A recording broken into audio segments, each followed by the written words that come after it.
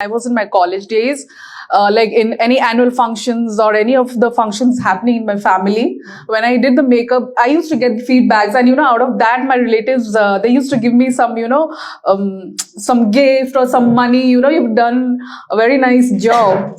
So that's how it is. I have seen people recognizing my work. Yes. So then I thought, no, let's give it a chance. Why not? If it's happening. I have been following you from 2020. Yes. Okay. And Yes.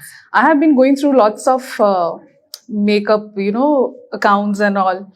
But why I have that hit, I had to click on your account is that first I got attracted to is her lips. Okay. And second is the voice she has. Yes. That's going to. And when we talk about the vibe, you don't get the vibe until you are with the person, right? Yes. But I got the vibe through online. That's very different. That is the different thing, no? That's the vibe I got. And from then, back from 2020, I have been planning, and now I'm here. I saved money for this. And I did not leave my job. Still I'm working. Very nice. And yeah, that's how it is.